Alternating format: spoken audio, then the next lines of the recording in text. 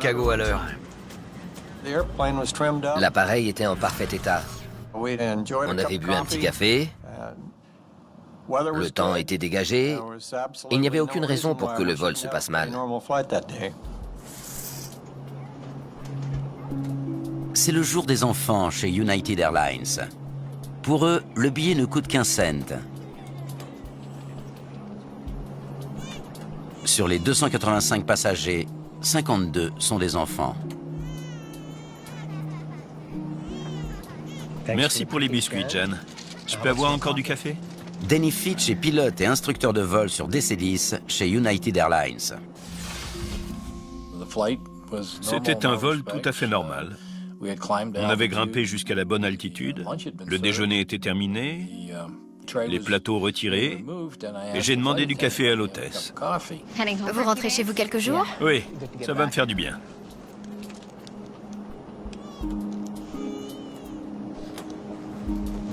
S'il vous plaît. Je reprendrai du café quand vous aurez une seconde. Merci. Jerry Schemmel est cadre dans un club de basketball. Il se rend à Chicago pour aller sélectionner des joueurs universitaires. C'était un vol très calme. Quand on a embarqué, on nous avait même dit qu'on ne prévoyait aucune turbulence. On allait passer 2 heures agréables jusqu'à Chicago.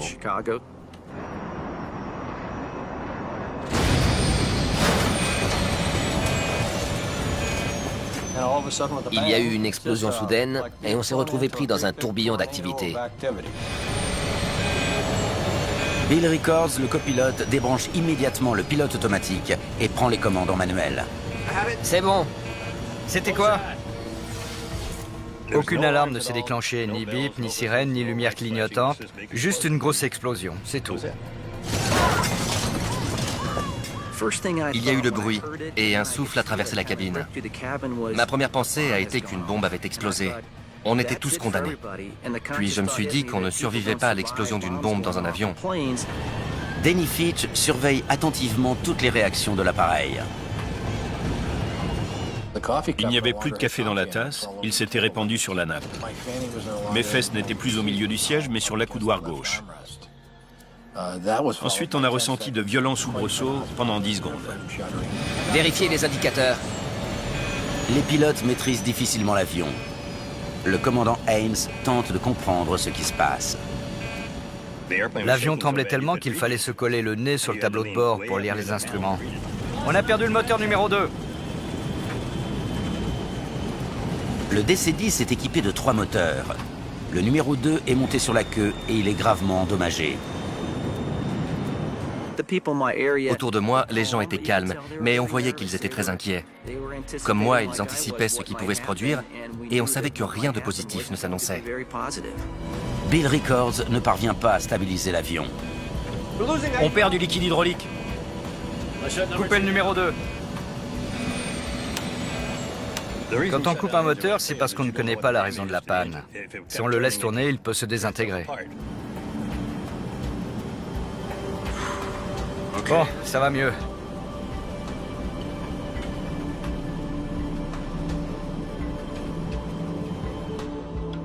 Mais Denny Fitch en doute. Le problème ne peut pas venir uniquement de la perte d'un moteur. Je regardais par le hublot et j'ai immédiatement remarqué quelque chose d'anormal. L'aile droite de l'appareil plongeait. Ça n'avait pas de sens, le moteur numéro 2 ne peut pas provoquer un tel comportement des ailes. Autrement dit, sa perte n'avait rien à voir avec ce que j'observais. Bill m'a dit qu'il n'arrivait pas à maîtriser l'appareil. C'est le genre de choses qui vous secoue. Alors j'ai regardé ce qu'indiquaient les instruments de vol. Le moteur défaillant a beau être coupé, l'avion ne répond pas aux commandes du copilote. Il s'incline de plus en plus à droite.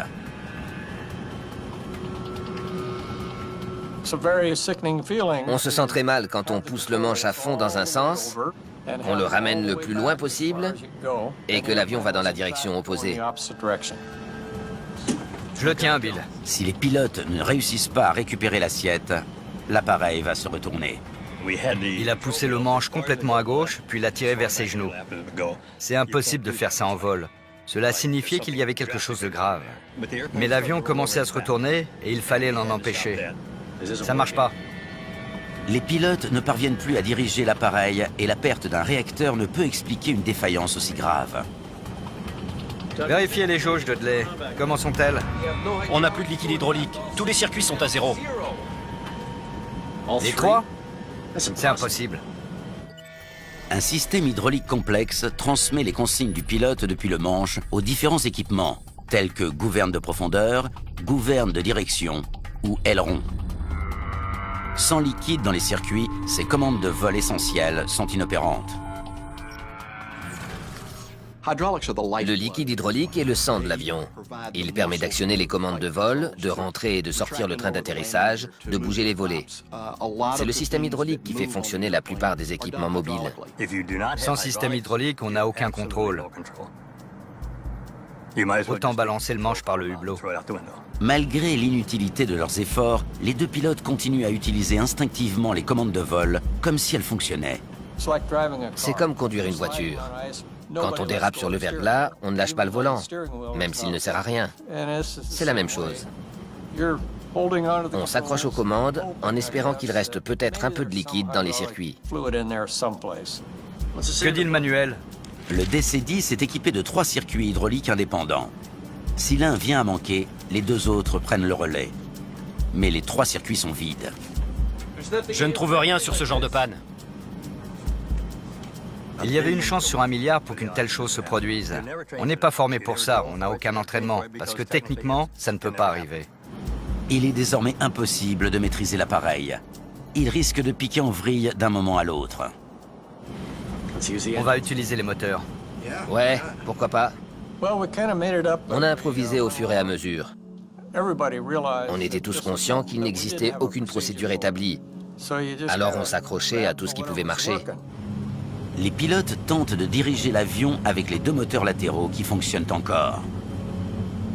Je vais ramener le numéro 1 de 10%, et vous poussez le numéro 3 de 10%, tout doucement. En ajustant la puissance des moteurs, ils réussiront peut-être à rétablir l'assiette et à voler en ligne droite. Allez-y, mollo. Les moteurs tournent à vitesse de croisière.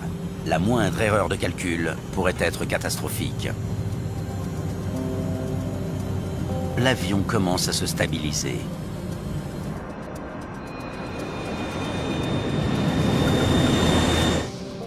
C'est bon. Ça marche.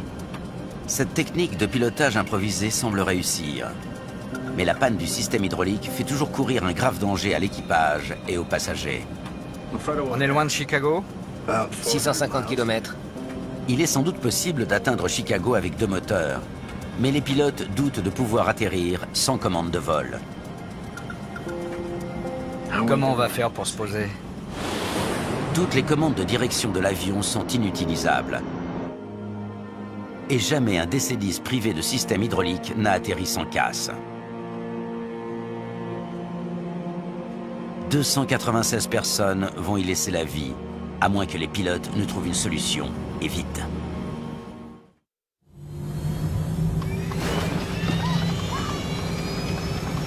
Le nez plonge. Qu'est-ce qui se passe? Le vol United Airlines 232 entame une descente accélérée. Dans ces cas-là, on tire sur le manche pour actionner la gouverne de profondeur et relever le nez de l'appareil. La gouverne ne répond pas. Faute de pression hydraulique, la commande n'est pas transmise. En principe, il suffit de tirer et de donner un peu de puissance pour redresser le nez. Mais là, on n'avait pas de commande. Bon, on va accélérer pour voir ce que ça donne. Les seuls équipements en état de marche sont les 2 réacteurs latéraux. On essaye 10%. Surveillez les indicateurs. Doucement. Les pilotes augmentent la puissance des moteurs. Ils espèrent ainsi créer suffisamment de portance pour relever le nez. C'était tout indiqué. La puissance crée la portance dont on a besoin. La manœuvre réussit. L'avion se redresse. Bien. Ça a marché. Doucement. Doucement. On a perdu 300 mètres. Il faut atterrir. Trouvez l'aéroport le plus proche. Depuis la panne de moteur, l'appareil n'a cessé de dériver sur la droite. et il n'atteindra pas Chicago sans commande de vol. Il faut trouver immédiatement un endroit où atterrir en sécurité. Ici United 232, urgence à bord. Nous demandons un guidage pour l'aéroport le plus proche. Qu'est-ce qui se passe? Panne hydraulique, on va atterrir d'urgence. United 232, vous vous dirigez vers Sioux City. Cela vous convient? Va pour Sioux City. Affirmatif. Préparez la cabine.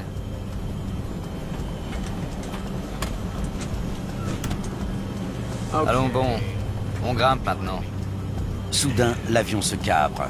Conséquence, la vitesse air chute et la portance diminue sous les ailes. S'il continue son ascension, l'appareil va décrocher et s'écraser au sol. C'est quoi le problème? Prenez le moteur droit. Prêt. Pour baisser le nez, le commandant Haynes doit réduire la puissance tout en luttant pour maintenir l'assiette.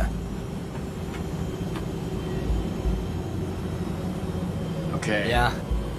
Ça a marché.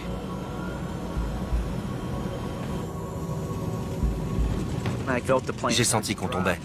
Et j'essayais de comprendre ce qui n'allait pas dans cet avion. On recommence à chuter. Poussez un peu. Tout doux.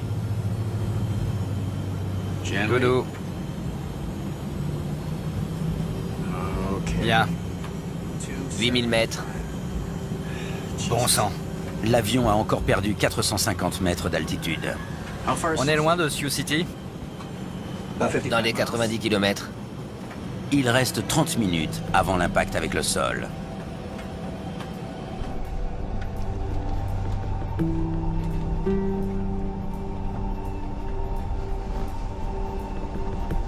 Ne vous inquiétez pas, Jan. L'appareil vole très bien avec 2 moteurs. Quand je lui ai dit ça, elle m'a répondu « Non, Denny, j'arrive du cockpit et les 2 pilotes se battent pour le maintenir en l'air. » Tout le système hydraulique a lâché. Bingo. Ça veut dire pas de train d'atterrissage, pas de bec de bord d'attaque, pas de volet, pas de commande de vol. D'accord. Dites au commandant qu'il y a un pilote instructeur sur DC-10 en cabine. Si je peux faire quoi que ce soit pour aider, qu'il n'hésite pas.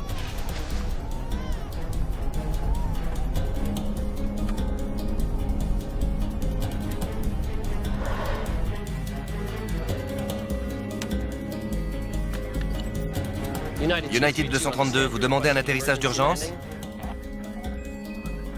Affirmatif. On n'a plus de circuit hydraulique, demandons guidage vers l'aéroport. United 232, contact radar. Virez à gauche à 255.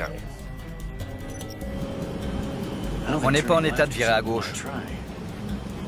C'est trop risqué. Exact. Sioux City se trouve à gauche de l'appareil, mais pour une raison inconnue, l'avion endommagé ne peut effectuer que des virages à droite. Le forcer à tourner à gauche pourrait s'avérer catastrophique. On est en plein virage à droite. On ne peut rien faire d'autre. On essayait de suivre la route que la tour nous avait indiquée. Quand on dérivait à droite parce qu'on avait perdu le cap en manipulant les manettes, plutôt que d'appuyer à gauche, on faisait un tour complet. United 232 reçu. Virez à droite à 255. Les pilotes doivent exécuter un virage à droite précis sans l'aide des ailerons. Ils ajustent alternativement la puissance des 2 moteurs pour faire tourner l'avion en détresse. Alors qu'ils amorcent le virage, le nez plonge à nouveau. L'avion accélère sa descente.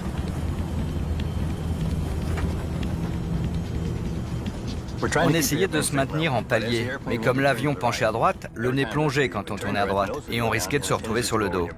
Il fallait éviter ça. Ils parviennent à achever la boucle, mais ils ont à nouveau perdu 300 mètres. Et Sioux City est encore à 64 km. Je crois pas qu'on atteindra l'aéroport.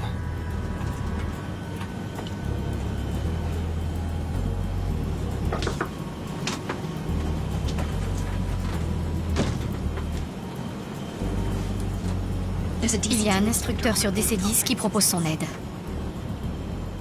Ça nous a soulagés de savoir qu'un instructeur était à bord. Il aurait peut-être des idées auxquelles on ne pensait pas. Il pouvait peut-être nous aider. On était très contents qu'il se porte volontaire. D'accord, qu'il vienne.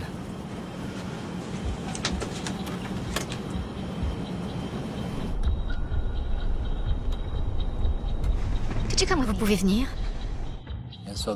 C'est comme ça que je suis passé de passager à membre d'équipage.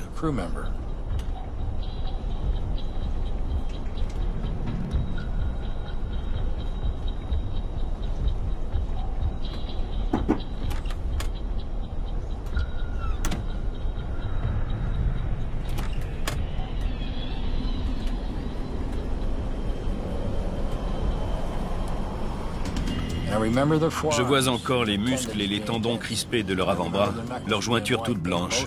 Tous deux tenaient le manche, chacun le sien. Et ils travaillaient en équipe pour tenter de maintenir l'avion en vol. C'était inquiétant parce que c'est un appareil qui se pilote d'une seule main, avec 2 doigts. C'est la nature de la bête en temps normal. Là, c'était pas normal du tout. Poussez, Hal. À vous maintenant. Poussez et laissez-le revenir. On a perdu les 3 circuits hydrauliques.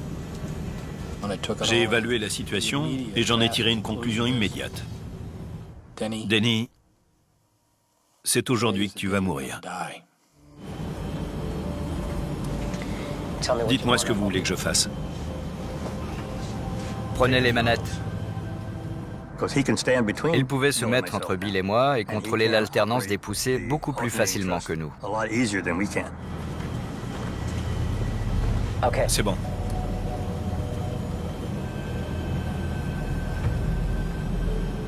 Tirez, tirez. Commencez à réduire. Denny Fitch doit diminuer la puissance pour stopper l'ascension de l'avion. J'ai très vite commencé à sentir comment l'avion se comportait. Non, pas encore. Attendez qu'il soit en palier. Le personnel de bord prépare discrètement l'atterrissage forcé. Ça me dit rien qui vaille. Comme la plupart des passagers, j'observais attentivement les hôtesses pour deviner à quoi elles pensaient, ce qu'elles pouvaient savoir, si elles avaient peur. Pendant quelques minutes, elles n'ont fait que nettoyer la cabine. Denny Fitch a les yeux rivés sur le manche. Il tente d'anticiper les demandes des pilotes. C'est Sioux City à droite? C'est Sioux City. L'aéroport est enfin en visuel. Normalement, les pilotes devraient commencer à réduire la vitesse pour entamer leur approche. Une tâche impossible sans commande de vol. La perte du système hydraulique les empêchait de configurer les ailes pour un atterrissage normal. Ils étaient contraints d'arriver beaucoup plus vite pour maintenir la portance. On n'avait aucun moyen de contrôler la vitesse. C'est ce qui nous inquiétait le plus. Il fallait qu'on ralentisse. Mais on ne pouvait rien faire. Même s'ils parviennent à s'aligner sur la piste, ils la toucheront beaucoup trop vite. Nul ne peut dire comment l'avion va réagir lors de l'impact. On redoutait ce qui allait se passer en se posant, parce qu'on n'arrivait pas à relever le nez en position d'atterrissage. C'était ma plus grande inquiétude. Si toutefois on atteignait la piste. Un peu à droite. Denny Fitch continue à maintenir le cap et l'assiette en alternant la puissance des 2 réacteurs. Intuitivement, j'ai commencé à sentir l'avion. Je ne faisais plus qu'un avec lui. Je ne sais pas si vous comprenez. J'avais l'impression qu'il me prévenait de ce qu'il allait faire avant de le faire. Hal Haynes. Salut Hal. Denny Fitch. Bill Records. J'offre une tournée générale quand on sera sorti de là. Je ne bois pas, mais je vous jure que je ferai une exception. On courait à la mort. Nous et les passagers. Le vol 232 est à moins de 10 minutes d'un atterrissage quasi impossible. On n'attend aucun survivant.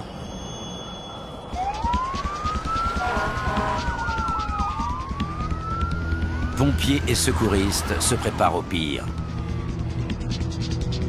Alors que l'avion approche de l'aéroport, le commandant Haynes décide qu'il est temps d'expliquer la situation aux passagers. Mesdames et messieurs, ici le commandant Haynes. Vous avez dû vous rendre compte que nous avons des difficultés à maîtriser l'avion. Nous allons tenter un atterrissage d'urgence à Sioux City. Nous nous poserons environ dans 8 minutes. Nous contrôlons l'appareil au maximum de nos possibilités, mais vous devez comprendre que nous risquons de nous cracher. Veuillez revoir les consignes de sécurité. Ça va être la pire expérience de votre vie, et vous devez être prêts. Nous ferons tout ce qui est en notre pouvoir pour vous ramener à terre, mais nous avons besoin de votre coopération. Le commandant Haynes a voulu être le plus honnête possible. Il n'a pas cherché à édulcorer la vérité. Il nous a prévenus que nous courions un grave danger. J'étais persuadé que ma dernière heure était venue. L'issue était des plus incertaines. Tout le monde a réalisé que l'avion allait subir de graves dommages et qu'il y aurait des blessés ou pire parmi les passagers. Bon, posons cet oiseau.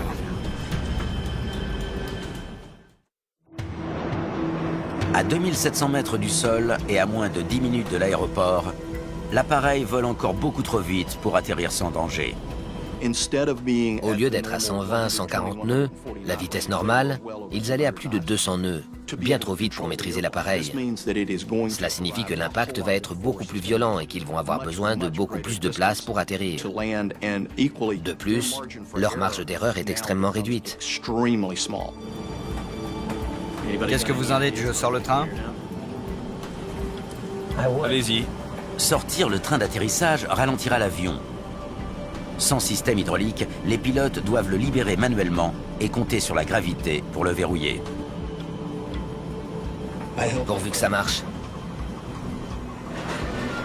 Si le train ne se verrouille pas, l'avion est condamné.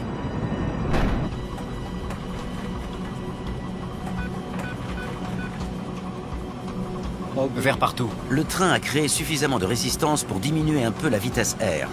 Mais l'appareil vole encore à près de 70 nœuds au-dessus de la normale. Bien, commencez à réduire. Les passagers se préparent pour ce qui pourrait être leur dernier moment. Les 3 derniers mots de ma lettre à ma femme étaient « Je t'aime ». Je ne voyais pas comment je pourrais survivre. Mais à la toute fin, j'ai pensé qu'il vaudrait mieux que je réfléchisse à un plan de match, au cas où je m'en sortirais. Ces 3 ou 4 minutes-là, je me suis dit, si tu meurs ou que tu es gravement blessé lors du crash, tu ne pourras aider personne. Sinon, ne sors pas de l'avion, ne panique pas, reste là, garde ton calme et essaie d'aider les autres. L'appareil n'est plus qu'à 27 km de l'aéroport. Vous voulez le siège? Oui. C'est bon?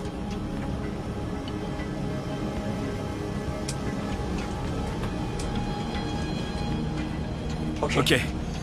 Les 3 pilotes doivent être fermement maintenus pour l'atterrissage forcé.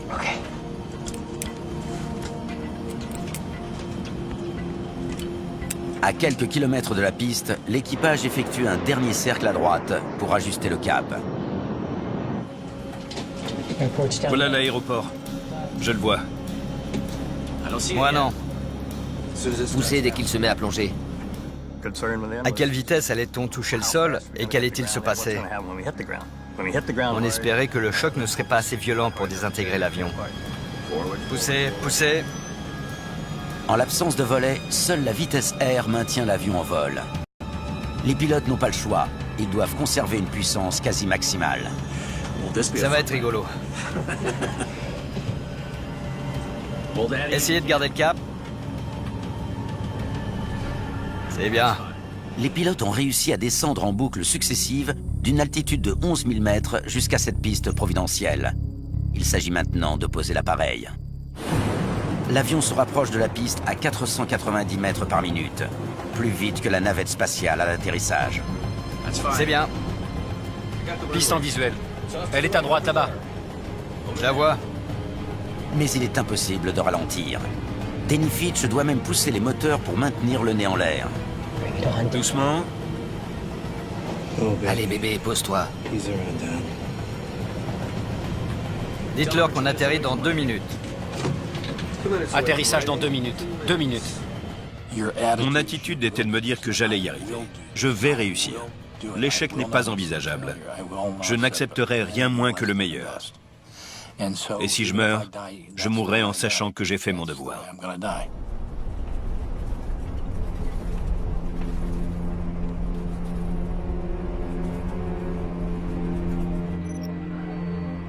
232, autorisation d'atterrir sur n'importe quelle piste. Oh, on n'est pas difficile, on prendra la première. On était assez près et on allait assez vite pour atteindre l'aéroport. C'était le principal. Quant à atteindre la piste, comment savoir? L'appareil vole toujours beaucoup plus vite que la normale. Mais les pilotes ne peuvent plus reculer. Et ils n'auront pas de seconde chance. Freinez avec moi. Ouais. Ils auront très peu de puissance de freinage et d'inversion de poussée pour arrêter l'avion au sol. Et ils ne pourront pas le diriger. Aucun pilote d'avion de ligne n'a jamais posé un DC-10 à cette vitesse sans casse, avec ou sans commande de vol. Réduisez les gaz. C'est ça, réduisez le gauche. On entendait des gens pleurer. Et de temps en temps, quelqu'un poussait un petit cri. À la fin, je me suis dit que je ne pouvais rien faire de plus pour me préparer. Je n'avais plus qu'à attendre la suite des événements. 30 secondes avant l'atterrissage. Position de sécurité. Je n'avais pas la moindre idée de ce qui allait se passer en touchant le sol. On allait beaucoup trop vite, on n'avait pas de volet, on n'avait pas de frein et aucun moyen de diriger l'avion une fois sur le tarmac. Au fond de moi, j'espérais réussir à le cabrer en donnant de la puissance. Le nez se serait relevé et le ventre aurait opposé plus de résistance au vent, ce qui nous aurait freinés. On se serait posé sur le train et on aurait roulé sur la piste.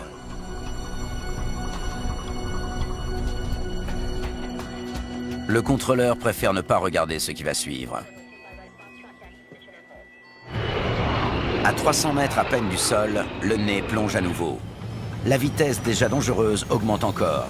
Le nez s'est baissé et on a repris de la vitesse. L'aile droite s'est mise à pencher. Il était vital qu'on se remette droit. Coupez les gaz.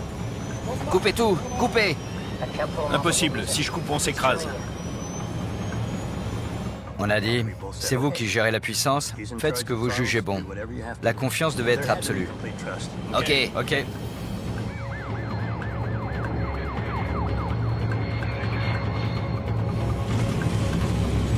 Gauche, gauche, gauche, gauche!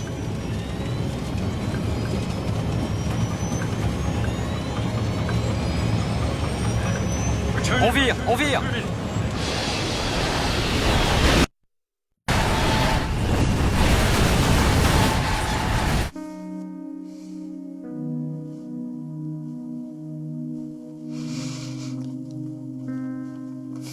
J'ai raté mon coup et on a touché très durement. Ma tête a percuté la console radio devant moi. C'était comme si une main géante m'avait écrasé le visage contre cette console. Le choc a été d'une violence incroyable.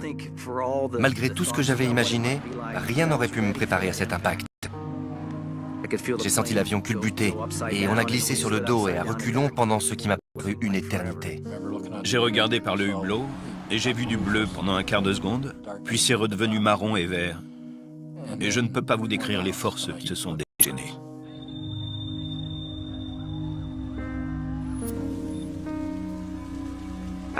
Il m'a fallu quelques secondes pour savoir si j'étais vivant ou mort. Comme j'avais mal, je devais être en vie. Et puis j'ai compris ce qui s'était passé. L'avion s'était retourné et j'étais suspendu tête en bas dans mon siège. J'étais obligé d'aller vers l'arrière parce que la fumée nous chassait par là. J'ai trouvé une ouverture là où je suis sorti. Dehors, j'ai vu qu'on était dans un champ de maïs. Ça m'a réconforté parce que j'étais en terre inconnue.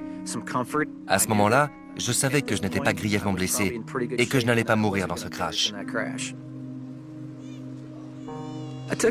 J'ai fait quelques pas à l'extérieur et j'ai entendu un bébé pleurer dans l'épave. Je ne me suis pas posé de questions, je n'ai pas pensé au danger. J'ai juste réagi aux pleurs. Un instant plus tard, j'étais revenu dans l'avion. Tout va bien. Tout va bien. Grâce à Jerry Schemmel, la petite fille sera rendue à ses parents. Tout va bien. D'autres n'ont pas eu autant de chance. Des morceaux de l'avion sont éparpillés sur le tarmac et dans le champ de maïs.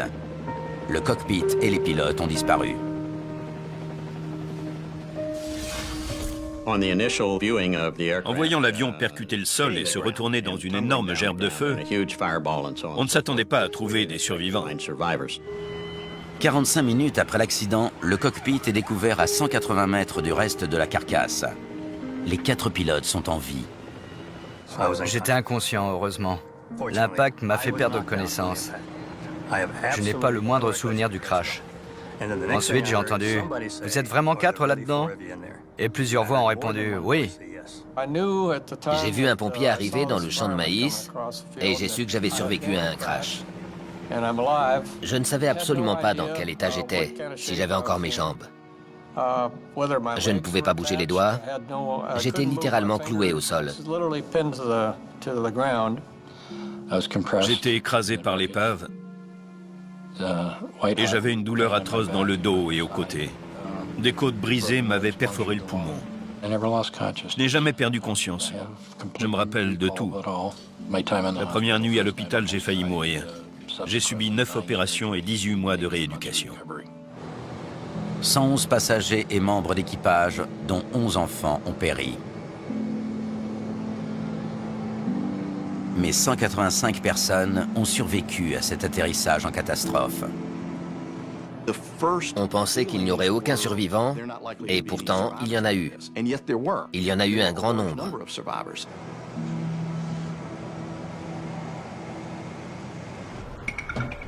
Les dégâts de la queue confirment ce que les pilotes ont signalé.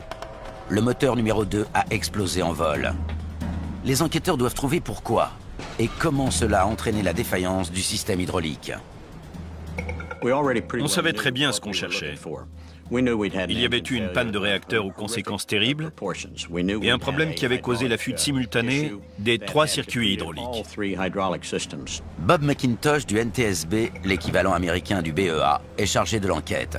L'investigation s'est rapidement focalisée sur les débris du moteur, leur trajectoire et la façon dont ils avaient endommagé l'avion. Les enquêteurs s'aperçoivent vite que le réacteur a perdu une pièce maîtresse. La couronne d'aube est une partie trop visible pour qu'on ne se rende pas compte de son absence. La couronne d'aube est l'une des plus grosses pièces du moteur. C'est elle qui guide l'air vers le cœur du réacteur. Elle pèse environ 180 kg pour un diamètre de plus de 80 cm. Et elle n'était nulle part. Il fallait absolument la retrouver car c'était elle la force destructrice qui avait provoqué le crash. Pour tenter de déterminer ce qui a causé la défaillance d'un élément aussi important, les métallurgistes du NTSB sont appelés en renfort. Les pièces rotatives des moteurs d'avion à réaction subissent de fortes contraintes. Il faut donc utiliser un matériau qui optimise la solidité tout en minimisant le poids. Pour la couronne d'aube, à l'avant du moteur, on utilise un alliage de titane. Les turboréacteurs sont extrêmement fiables. Le bris d'une couronne d'aube est un événement rarissime. La perte d'une pièce rotative majeure, que ce soit à l'avant ou n'importe où dans le moteur, est un incident grave. Mais pour résoudre l'énigme, il faut d'abord retrouver l'obage disparu. La clé du mystère se trouve quelque part dans un champ d'Ohio. Une battue générale s'organise. C'était très frustrant pour nous de ne pas l'avoir. On savait qu'on aurait beaucoup de mal à la retrouver. On était très motivés, mais on savait que ce serait difficile. Al, je ne maîtrise pas l'avion. Pendant ce temps, les enquêteurs s'intéressent au système hydraulique. Comment les 3 circuits ont-ils pu lâcher simultanément? Théoriquement, quand on perd un moteur, on perd un circuit. Sachant que le moteur numéro 2 était la source du problème, le défi consistait à comprendre pourquoi les 3 circuits s'étaient vidés. Chaque circuit est alimenté par son moteur respectif. Dans la mesure où un seul moteur est tombé en panne, les 2 circuits restants auraient dû fonctionner. Les enquêteurs examinent les parties de l'épave proches du réacteur numéro 2. Ils commencent à comprendre ce qui s'est passé. Les 3 circuits hydrauliques se rejoignent dans le stabilisateur horizontal où ils permettent d'actionner la gouverne de profondeur. Les 3 conduits du système sont regroupés à l'arrière de l'avion sous le moteur de queue. Le circuit numéro 2 a été détruit quand la couronne d'aube s'est brisée. Les débris ont endommagé les 2 circuits restants. Tous les conduits ont été perforés ou sectionnés. En gros, l'avion a été saigné à blanc. C'est alors qu'on a compris comment la panne du moteur numéro 2 avait rendu inopérants les moteurs 1 et 3. Gauche, gauche, gauche. Gauche, gauche. Les enquêteurs connaissent à présent les dégâts causés par la couronne défectueuse. Il s'agit maintenant de savoir pourquoi elle a cédé. Et pour cela, ils doivent la récupérer. Une récompense de 50 000 $ est offerte à quiconque la trouvera.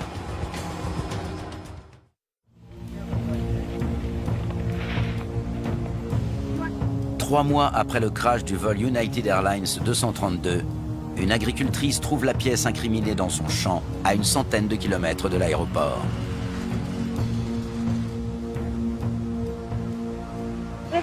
Voilà le trou.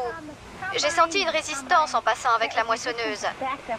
J'ai reculé et j'ai tout de suite compris ce que c'était. La femme qui a trouvé la couronne d'aube était l'héroïne du jour. C'était une pièce d'une importance capitale. L'énorme couronne est cassée en 2. Comment est-ce possible? C'était très inhabituel et on devait absolument découvrir pourquoi elle avait éclaté, comme on dit dans le métier. L'alliage de titane utilisé pour fabriquer cette pièce est particulièrement solide et résistant. Jamais il n'aurait dû céder. Regardez ça. Il est presque inimaginable qu'une pièce aussi massive qu'une couronne d'aube puisse se casser en 2 gros morceaux. Ça ne date pas d'hier. Un examen approfondi révèle un fait surprenant sur la cause de la fracture. C'est la fatigue. Je n'ai eu qu'à l'examiner visuellement pour voir qu'il y avait une crique de fatigue. Après quoi, on s'est mis à la recherche de l'origine de cette fissure. Vous pouvez m'en découper un morceau? À partir d'ici. Il faut savoir ce qui a pu affaiblir un alliage aussi solide. Les enquêteurs prélèvent la partie abîmée pour l'étudier.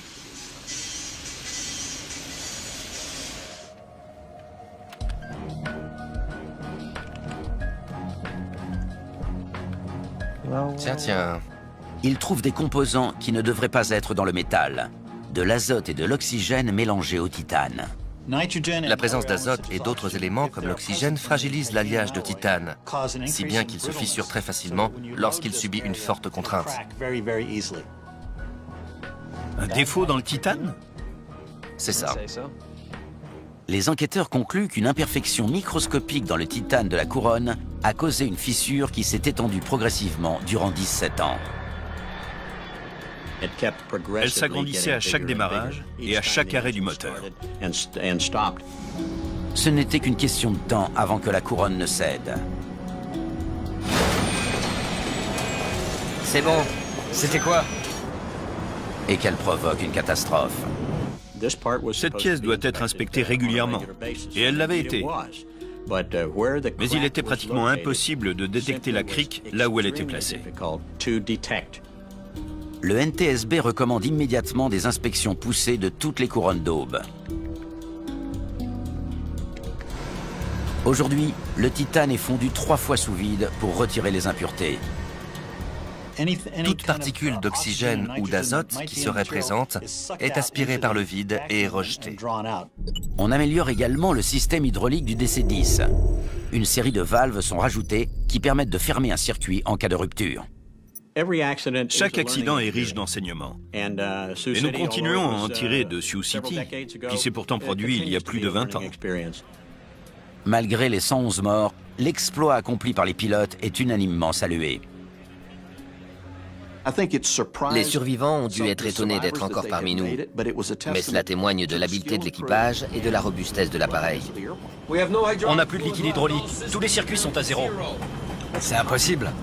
Quand ils ont perdu le 3e circuit, ils se sont retrouvés en terrain inconnu, sans checklist et contraints d'improviser. On va utiliser les moteurs. C'était une catastrophe, et ils se sont débrouillés pour limiter les dégâts. Dites-moi ce que vous voulez que je fasse. Prenez les manettes. La décision du commandant Haynes d'accepter l'aide de Denny Fitch dans un moment de crise a probablement sauvé la vie de 185 personnes. C'est bon. Al Haynes a confié à un parfait inconnu la seule commande qui contrôlait son avion. Et je crois qu'il savait très bien qu'il n'y en avait pas d'autre. Pour moi, c'est un exploit phénoménal. Il mérite tous les éloges pour ça. Les 4 pilotes ont reçu la médaille Polaris, la plus haute distinction de l'aviation civile, pour leur professionnalisme exceptionnel et leur héroïsme. On a posé l'avion sur la piste. C'était tout ce qu'on pouvait espérer. Je ne dirais pas que nous sommes des héros pour autant. On a juste eu de la chance de prendre les bonnes initiatives. J'étais prêt à donner ma vie. Non, ça n'a rien d'héroïque. J'étais prêt à donner ma vie parce que c'est ma responsabilité de commandant de bord. Vous me faites confiance, je ne veux pas trahir cette confiance.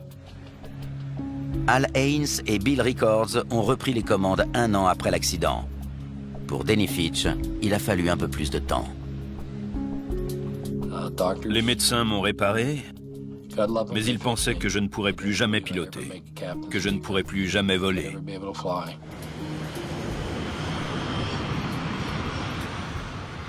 16 ou 18 mois plus tard, sur le vol 187 pour Honolulu, les passagers ont entendu cette annonce. Votre commandant de bord sur ce vol est Denny